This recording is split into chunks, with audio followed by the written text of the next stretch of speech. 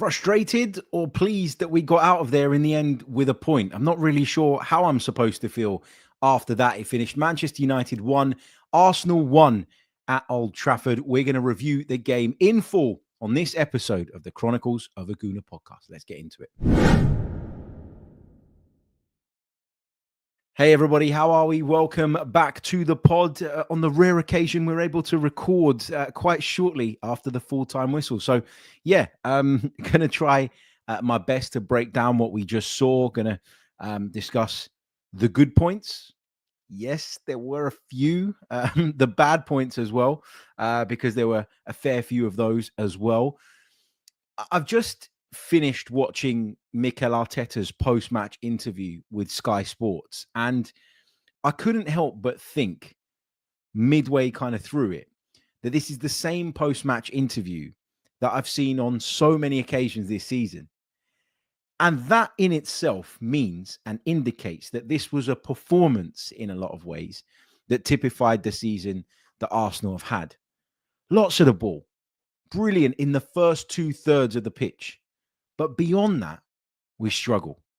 And we all know why that is. We're missing some really, really important players in that area of the pitch.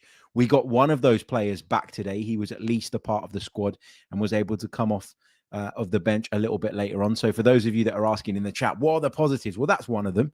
We've got Gabriel Martinelli back. Thought he looked quite sharp as well when he came back into the side and when he came off of the substitutes bench. So, say that I'm clutching if you want, no problem. But that is one of the positives that I take away from today. And I guess the other thing is that, although he probably made a mistake, and we'll come on to discuss that in a lot more detail for Manchester United's goal, David Raya, he saved us in the end, didn't he? With a couple of really, really good stops. Declan Rice as well got a goal and managed to pull off some unbelievable defensive work, that challenge to dispossess the Manchester United forward after Mikel Merino gave the ball away. Declan Rice had a real big impact on the game, and I'm starting to see Declan Rice do that again. And in sort of recent months, I don't think that's always been the case. I think he's started gradually over this recent period of time to get better and better and become more influential and more impactful. But I think for me, he's not been anywhere near the same level as he was last season. I think that's fair to say. Okay, those are some positives. Let's put them to one side right now because there's a lot of negatives as well. And we got to get into that. We've got to give you as balanced a breakdown as I can possibly provide. I know I'm going to get a lot of stick in the comments for starting off with some of the positives, but hey, you asked what are the positives in the chat. I answered you. Anyway, let's discuss right from the very beginning then. Team selection, just bringing it up on the screen. There was just the one change for Arsenal from the side that went and, of course, dismantled PSV Eindhoven in midweek. Ricardo Calafiori came in at left back, and Miles Lewis-Skelly dropped out of the side.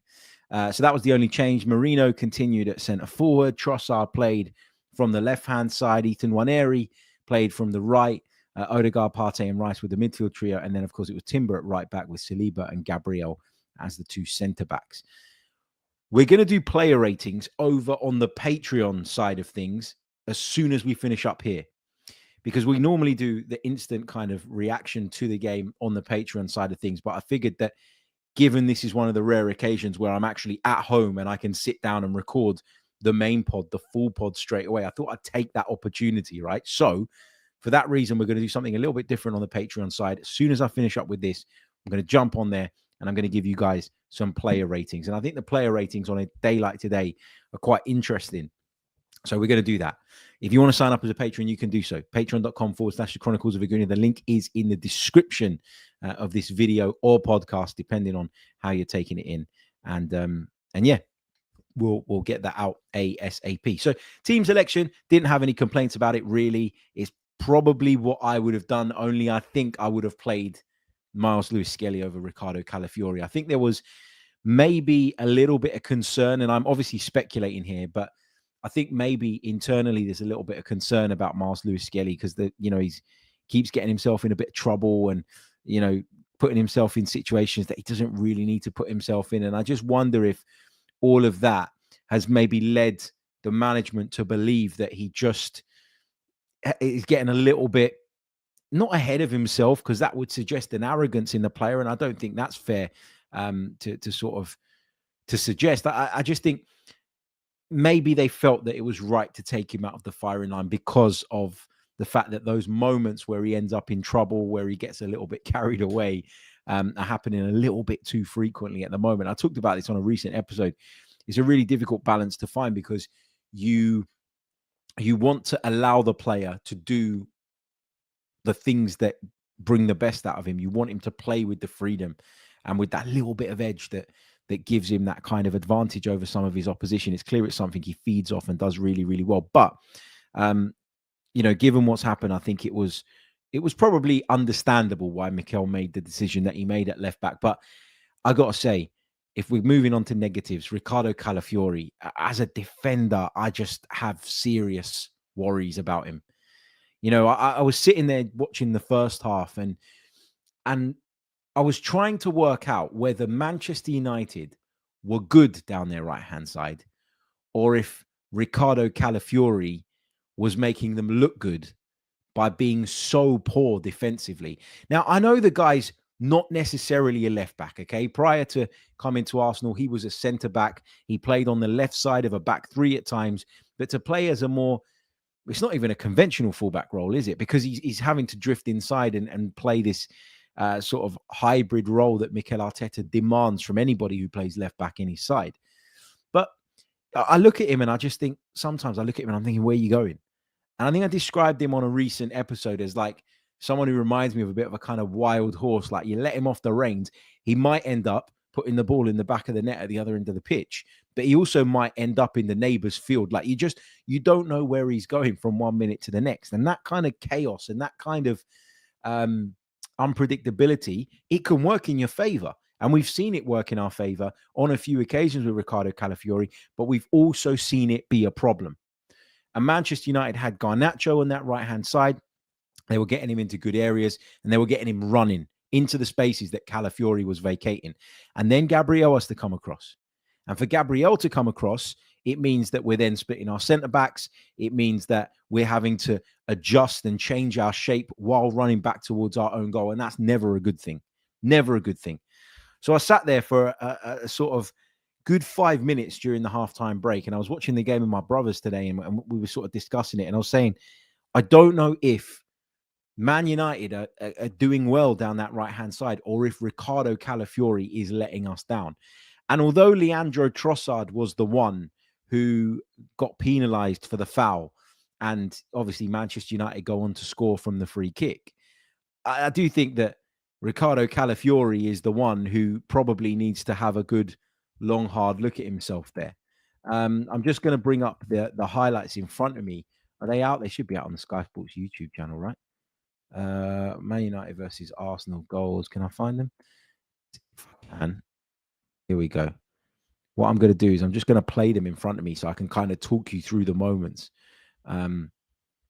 as we cover them off. Let's just bring this up on the screen. Lots of comments coming in. Lots of frustrated comments. I understand. I get it. This is, in Ruben Amorim's words, the worst Man United team maybe ever. And we've obviously gone there, played quite well in 2/3 of the pitch, but then looked toothless in the rest of it. And that's a big frustration. I'm just looking back now at some of the first half stuff. There's some nice interchanges around about the edge of their penalty area. There was the opportunity Marino had where he took the ball just inside. And yes, it was somewhat of an opportune moment, the way it kind of came to him. I think it came off of Lenny Yoro, and he tries the reverse finish and he drags it just wide. Just having a look now at, is this the situation that Trossard found himself in? Yes, he gets the shot off and it flies wide, right-footed effort. Ball pinged into him by Gabriel. I think he was a bit lucky again with the touch. But this is the thing, right? The two moments that we had in that first period came from us being fortunate with the way that the ball broke. Now, you could argue that if you've got the bodies forward and if you've got the players there in those areas, then you're going to benefit from those loose balls from time to time. And so in a way, you're kind of making your own luck. But again, we showed a lack of creativity in that final third, and it was incredibly frustrating. I do want to start off with the free kick, because I think the free kick is obviously I say start off, we're 10 minutes in. We touched on a couple of other points, but I do want to talk about the free kick because I think the free kick is a massive point of contention. And I think people are trying to figure out whether David Raya is to blame, whether Bruno Fernandes has just produced a moment of brilliance. And I think it's kind of a bit of both. So let's get into that now because I want to share with you guys the freeze frame. Hold on a second. Let me make sure that this is muted so that there's no audio coming through and impacting on the copyright. Here we go. So let me share with you guys a screenshot. This is as Bruno Fernandes is about to take the free kick. Okay, so you can see in this freeze frame, which is before Bruno Fernandes begins his jog up to the ball, you can see clearly that David Raya is too far to his right. He's just too far to his right. There's no doubt about that whatsoever. He's left way too much of the goal open. The wall is obviously tasked with covering that side, but we know that these things don't work like that. We know that if the player is capable of getting the ball up and down the wall, and as a goalkeeper, if you're too far the wrong way, you're going to have trouble getting across. And that is exactly, of course, what happened.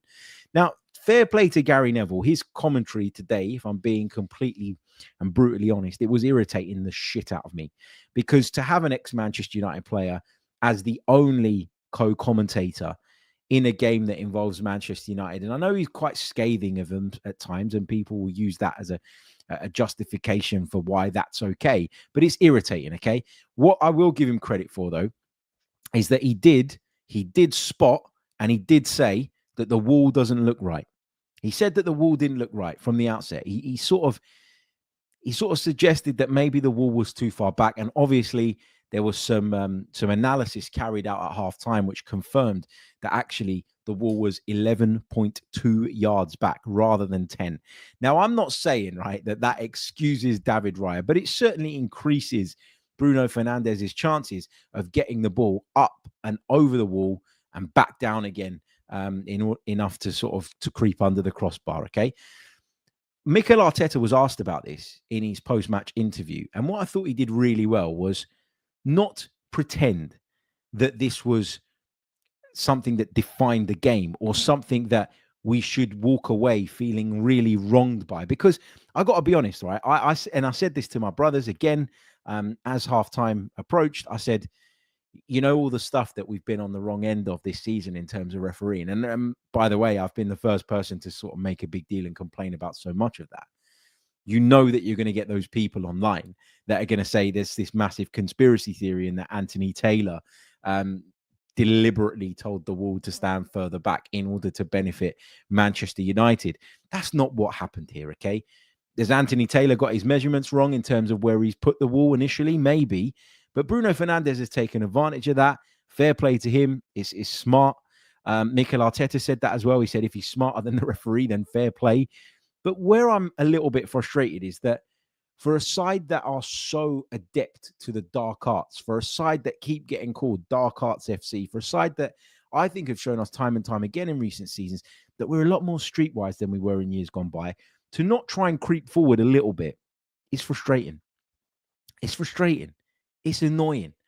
You know, I expect them to do that. That should be the minimum. I don't remember growing up seeing any sort of savvy team that didn't try and creep forward before jumping in the wall.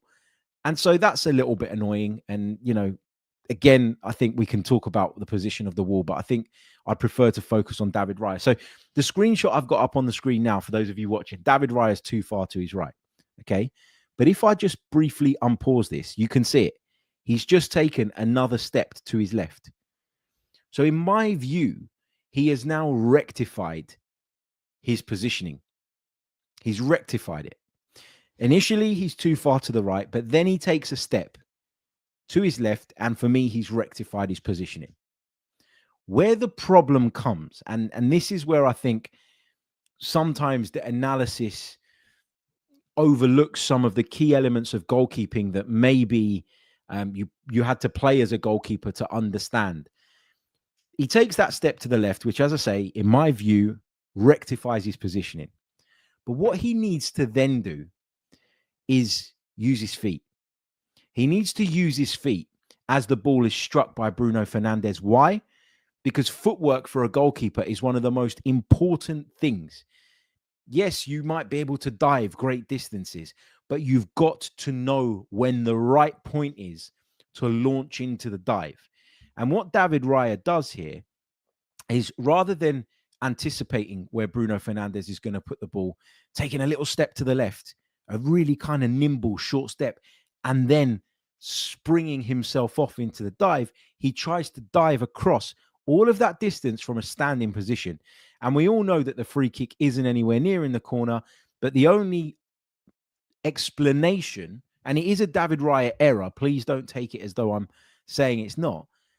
The only explanation for David Raya not being able to cover that part of the goal is either A, because his positioning was way off, but I think that step that he takes to his left rectifies that, or B, he's got the footwork wrong.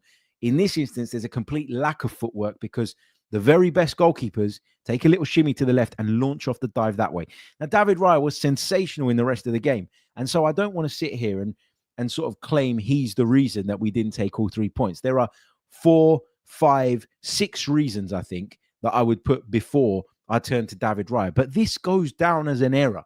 There's no doubt about that in my mind. He's got to do better here. He has to do better. And I think it's about the footwork, or lack of, in this instance. And I think trying to dive from that standing position was always going to make it difficult, despite that rectification of his original positioning, which was way, way off.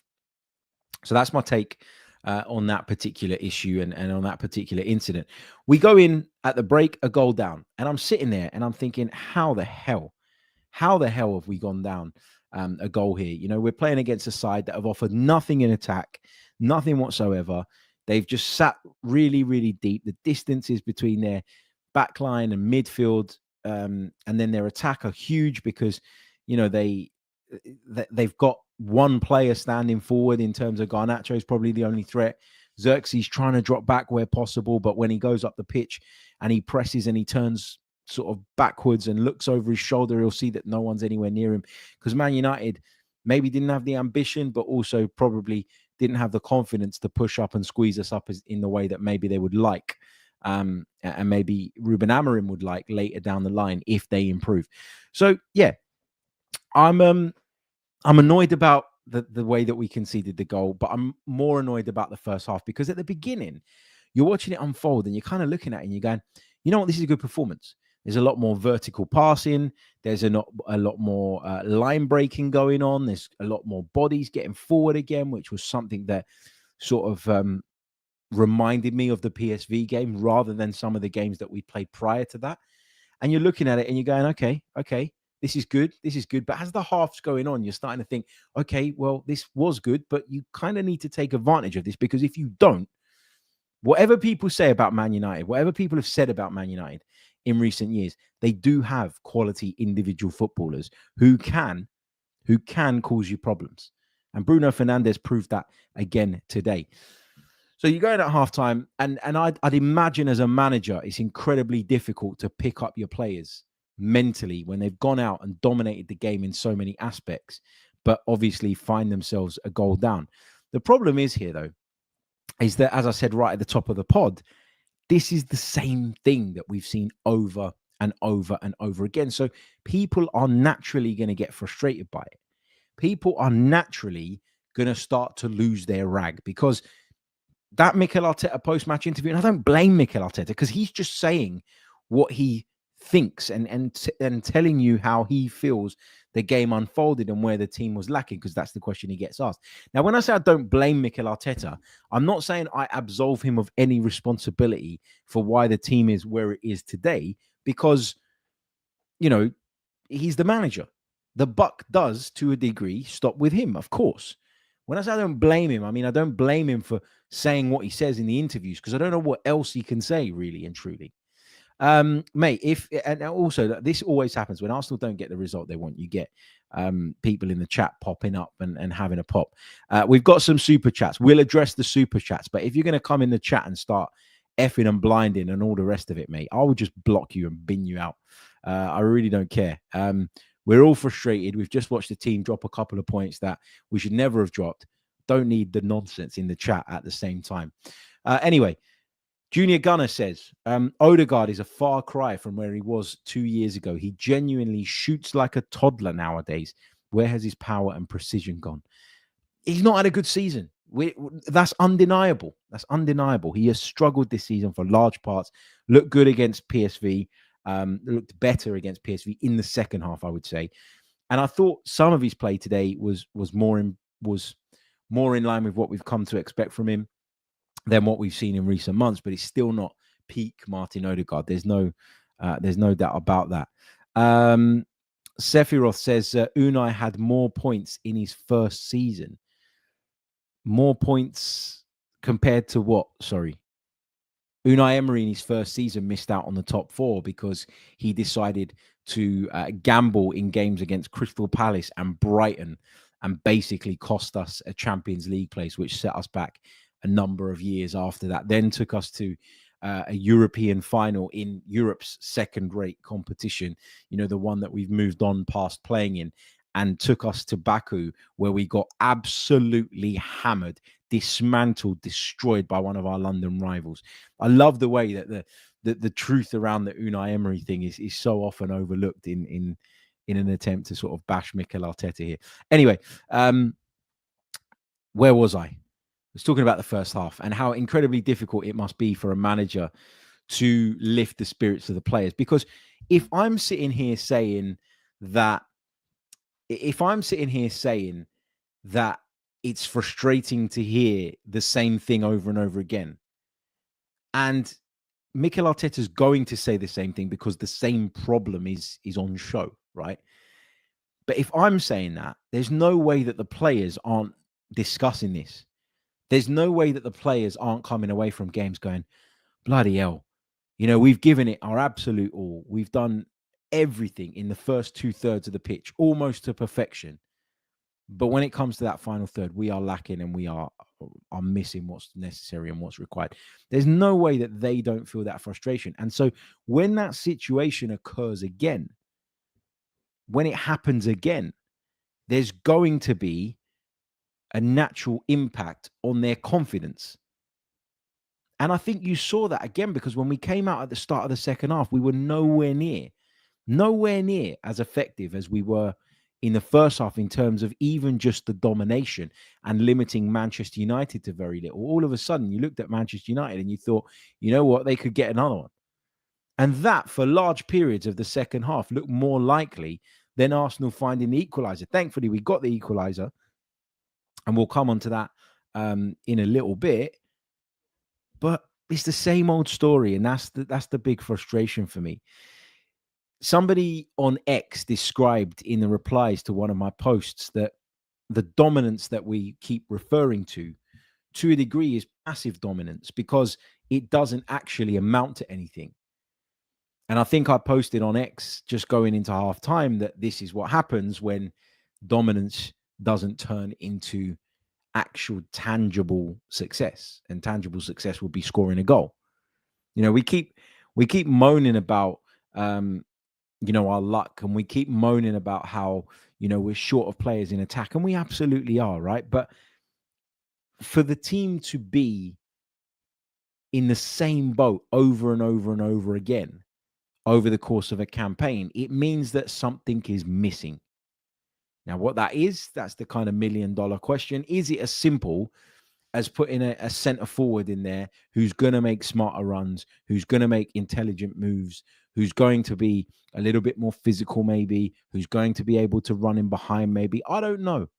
Is that going to make the world of difference just like that? Or is there something deeper rooted? Is there a deeper issue that needs addressing and needs rectifying? And I'll tell you why I say this now, and why I'm even questioning. Look, I'm not questioning that we need a striker, but why I'm even wondering if that is the actual crux of the problem, or if the problem runs a little bit deeper, is because I saw an interesting stat come up about Rasmus Højlund before the game. And Sky Sports were talking about Manchester United's lineup, and they were showing the Man United players warming up in the build-up to the game. And Rasmus Højlund was in shot, right? And there was a stat that come up on the screen, and it said, not scored in 19 Premier League games. And then I looked at his XG, and his XG was 1.9. during that period. So in 19 games, his XG was 1.9, which means across that 19 game period, he was only expected to score 1.9 goals, right? So less than 2 goals. So then I started to think about it. We're so laser focused on what the striker himself does. And yes, the very best strikers in world football will create chances themselves and then they'll take them. But at the same time, if you're not producing the service, and it's clear that Rasmus Højlund, looking at those statistics, has not received the service, then you've got a problem. Mikel Merino is another case, right? He's not a striker. But going into today's game, in 3.25 games or 3.5 games, whatever it was, he'd scored 4 goals. Is it 4 goals? Sorry, 3 goals. I beg your pardon. Is it 3 or 4? 3. And so you're looking at it and you're going, hold on a minute. Is Mikel Merino the problem, or is the problem a little bit deeper? And that's kind of where I'm sort of starting to wonder now. And I'm not saying we don't need a striker, by the way. We absolutely do. Of course we do.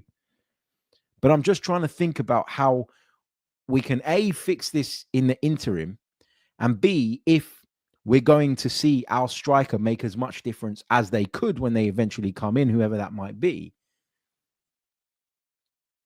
or if there's a deeper rooted issue that we need to address. That's my kind of worry and my concern at the moment. So halftime, really frustrated, really wound up, really annoyed. Really annoyed. And I think it was about 58 minutes in, Mikel Arteta makes some changes. Martinelli comes off the bench, and Miles Lewis-Skelly comes on. And those two replace the rather quiet, I would say today, Ethan Nwaneri. I don't blame him, not holding it against him, by the way. I think that he's 17 years old, right? And it's always going to be difficult for a 17-year-old to produce the level of consistency that that you need at the very highest level. I think he's a great player. I love him to bits, and I don't for a second want to spend time slating him, because I don't think that's right or fair.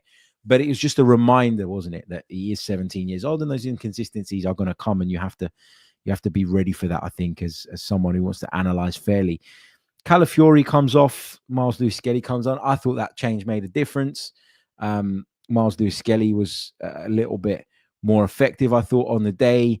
And I just feel much more comfortable with him playing there defensively. And that's mad, because he's the midfielder by trade and Calafiori's the centre-half by trade. Yet the one I feel more secure within the team is Lewis-Skelly. Now, look at it in two ways. A, that is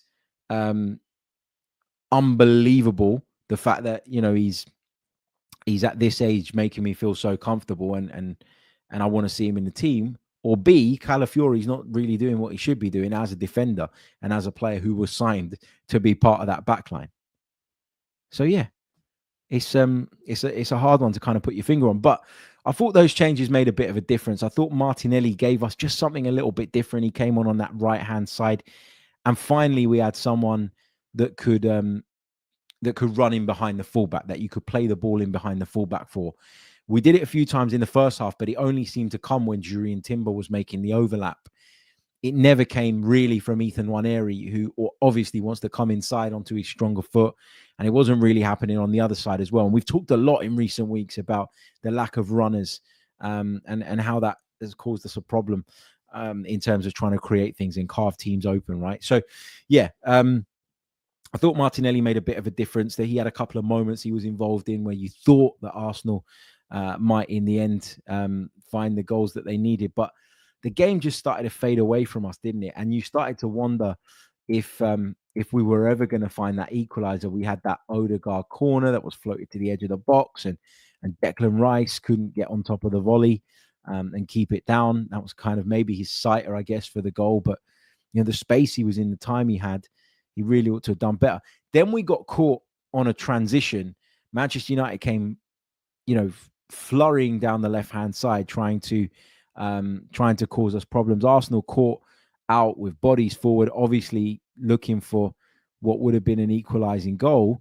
And then you see this moment here where the ball gets dropped over the top of our sort of defenders that had gone out to our right-hand side to try and confront.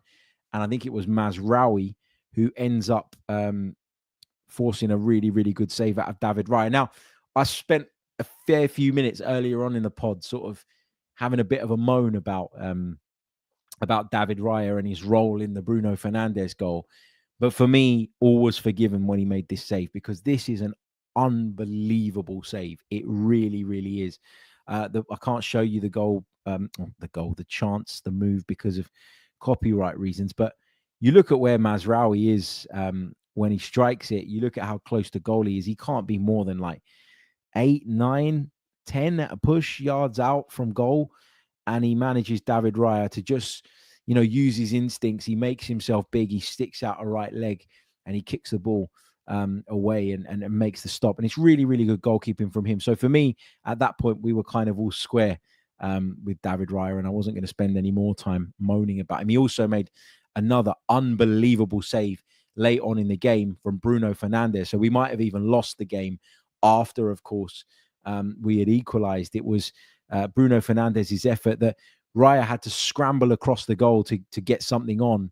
And then I'm just having a look at it now. I think this is the moment. No, that's the Xerxes one. That was another one that he made a brilliant save, where Xerxes' flick, having come across the near post, almost just caught him out. Xerxes was like, 6 yards out? Raya does well to stop that. Then we get the goal. Odegaard popping up on the right-hand side. Timber come forward down the right flank, and he just cuts it back to Declan Rice on the edge of the box in that, what I call the Thomas Partey position. And he just sweeps it across Onana's goal, and it flies in off the inside of the post. Onana with no chance. Now, there was a moment of controversy around this goal, and I'll explain what that was. For me, Declan Rice is clearly wound up. He's clearly fired up. He clearly understands what it means to play against Manchester United. And he wheels away in celebration. And he's telling the Manchester United crowd, sort of, calm down, gives them a little shush and all the rest of it. Maybe he was getting some stick during the game. Maybe there were things said. Maybe, he felt that he'd been picked on a little bit. I don't know. And he basically gave him a little bit back, basically. Right? I've got no issue with this, really. But my first instinct was, go and get the ball out of the net and let's restart the game. Let's go on and win this. So I do understand why there are some people that are looking at that and going, what the hell are you doing, mate? Go and get the ball, because we should be winning this game against a very, very poor Manchester United side. Go and get the ball and get back to the halfway line. Let's restart and let's go again. Instead, he opts to celebrate in the way that he did. I don't want to be the celebration police, because I spent such a long time sort of fighting back against the relegation police. I don't like it when people do that generally. I could have predicted that Gary Neville was going to have a moan about it, because Gary Neville loves to have a moan about anything Arsenal related. Again, goes back to my point that I made earlier. Unless you got someone Arsenal on that co-commentary gantry, on the gantry alongside the commentators, then you shouldn't have a Manchester United guy doing a game like this on a neutral broadcaster like Sky. Is it MUTV? If it is, no problem, but it's not. It's Sky Sports, and we all pay subscriptions for Sky Sports. And so I get increasingly pissed off when who pay a fortune to watch Sky Sports, and it does cost a bloody fortune here in the UK. I know in other countries, people have got Premier League games are far cheaper than we have them. And that's not to have a go at you lot. That's just to make the point that we pay ridiculous money for this coverage. I don't want to hear someone from Man United, who's clearly got an affiliation to that football club, moaning and groaning when we do something good, and sort of seeking to have a go at our players. Would he have said that if Bruno Fernandes did it? I'm sure he wouldn't have. So, yeah, there's a lot of Arsenal fans that feel that way. And in an ideal world, if it was a video game and I could pick what Declan Rice did, I would pick, go and get the ball, get back to the halfway line, and let's go again. But does it need to be made into a massive deal? No, it doesn't. But it was a talking point, wasn't it, around that goal? So then we're 1-1, and I felt like at that point, we maybe settled for the draw, and I didn't really like that. I know we had a couple of moments after that, but just there were a few instances where we had the ball and Man United were camped behind it. And I know there wasn't particularly a lot of space to work with. And it was difficult to break them down when they sat in that system, because it is essentially a back five when they don't have the ball. And I did talk in the build up to this game about how Amorim's system had actually worked quite well against us in the two meetings at the Emirates earlier in the season, right? So I wasn't surprised that we found it difficult to break them down at times, but I wanted to see a bit more urgency. And I never really got the impression from this Arsenal team that they were desperate, having equalised on, 73, 74 minutes. I never got the impression that they were desperate to try and force the issue. And that disappointed me a little bit. And instead, it was Manchester United who looked the most likely. It was Manchester United who looked like if anybody was going to find the winner, it was going to be them. This is the moment where Højlund came to the near post and almost turned it in from close range. When Collier got in behind, Gabriel did really, really well, I think, to stop that developing into anything else. There was Mazraoui's cutback, Bruno Fernandes' effort. Raya makes the initial save and then recovers brilliantly before the ball either A, bounces due to the spin into the back of the net, or it's headed in from close range by somebody in a Manchester United shirt. So in the end, you look at it and we've gone from, and it's this weird journey that we keep going on within the time frame of individual football matches that I'm finding really kind of hard to understand and to process, right? We've gone from complete control, complete domination to giving ourselves a much harder job because we've fallen behind, because we were sloppy in the build-up to that Bruno Fernandes free kick. A friend of mine who was listening to the game on the radio texted me sort of moaning about Leandro Trossard making the foul that led to the free kick. And I was like, mate, when you watch it again, you could still argue that maybe Leandro Trossard shouldn't make the foul, but I promise you'll complain about the build-up to that and how we got to that situation rather than sort of looking at Leandro Trossard, because I think Calafiori plays a big part in that. But we've gone from complete dominance, complete control to putting ourselves in a position of disadvantage. But I'll be honest, I still thought at halftime that we were so on top that we would probably turn the game around. And it just never happened, because when you've got a team like Manchester United who are clearly low on confidence, you've seen that all season. You've seen it all season. It only takes one little setback for them to crumble. But because of how long we allowed them to kind of build confidence and build it and build it and build it, when we did get that goal back, they kind of had enough in the bank in terms of confidence to say, no, you know what, we're going to keep going and we're going to keep trying to give this a go. Maybe the result in the FA Cup is something that they drew strength from in terms of feeling like they could beat Arsenal, etc., etc. I don't know. But look, my kind of overriding feeling, and we're going to do maybe a bit more analysis on this over the coming days as we try and get to the root of some of these problems.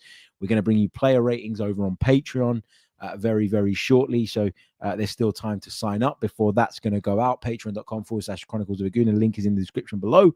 I'm just, in terms of overall thoughts, right? Same old story. We've seen it over and over again.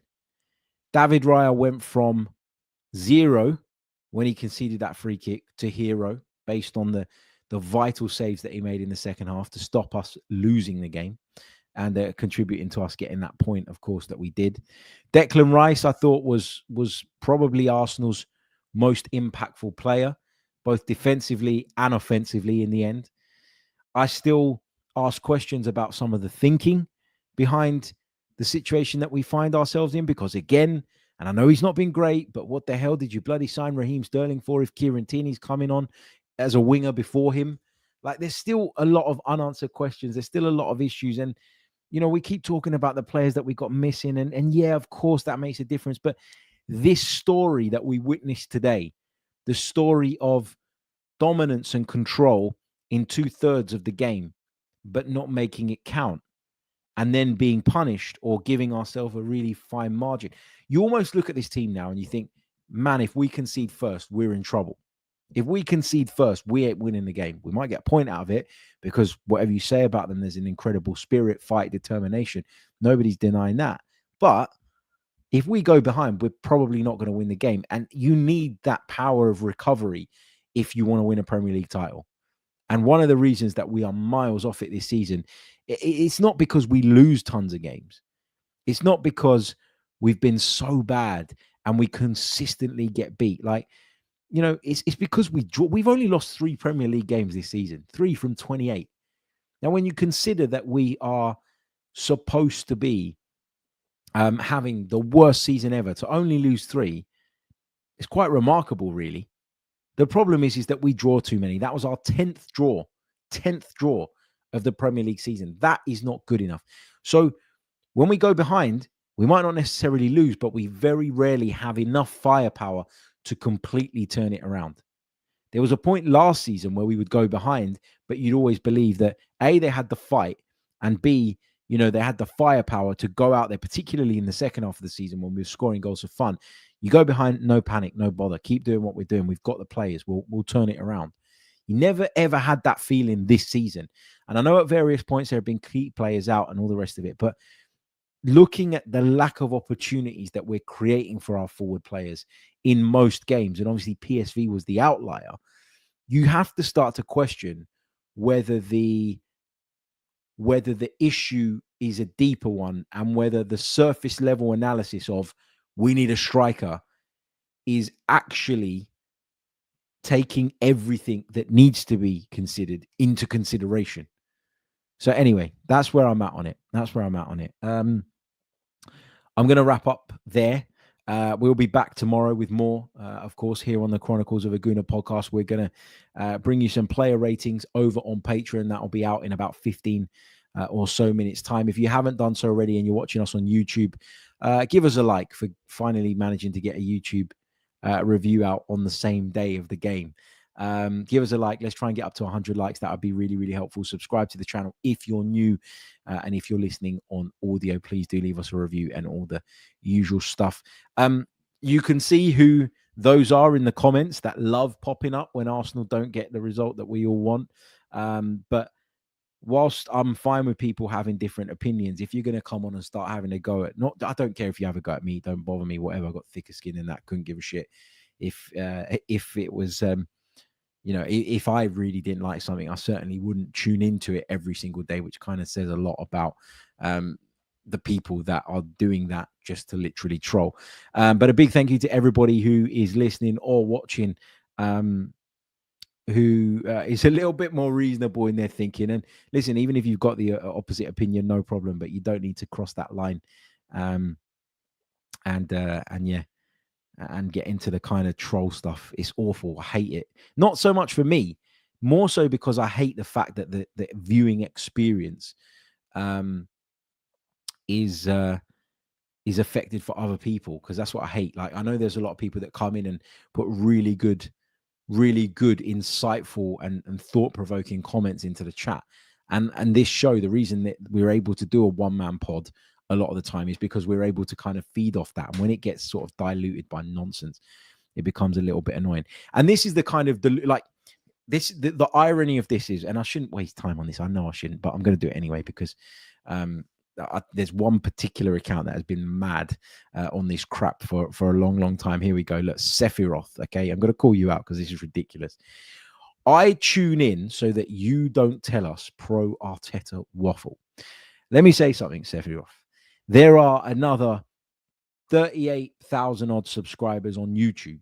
There is another 40 odd thousand, 50 odd thousand subscribers, as far as I can see, that listen on the audio platforms as well, right? So this is a community of a lot of people. Whether you tune in or not doesn't make the slightest bit of difference. I value everybody's listenership except for yours. And I'll tell you why it's except for yours. Because you actually are deluded enough to think that if you come in the chat and say things, it's going to change my opinion. And my opinion is going to sway and be manipulated by yours. You don't like Mikel Arteta? Don't watch the Arsenal. You don't like Arsenal Football Club and the way it's run? Don't watch the Arsenal. You want to have constructive criticism, you want to be critical of certain elements, no problem. But if you want to act like a child in the chat and talk complete and utter nonsense and claim that I sort of want an echo chamber and all the rest of it, I think the real point here is, mate, that you overstate and overvalue how important you think your view is, mate. There's plenty of other people with your view. There's plenty of other people that think like you. There's loads of channels out there that love spewing that toxic crap nonsense and would prefer to bash our club than support it. Go over to those channels, mate, because this kind of nonsense all the time, every single day on every single show, You know, it's draining, man. No one cares. Honestly, no one cares. You know, if people wanted that, they wouldn't be here. They'd be watching other channels. And there's a space for that. There's a place for it. I'm sure you'd be welcome over there. Go and enjoy. Anyway, I will see you all very, very soon on the next one. Until the next one, take care of yourselves. Have a great weekend. Up the Arsenal. Goodbye.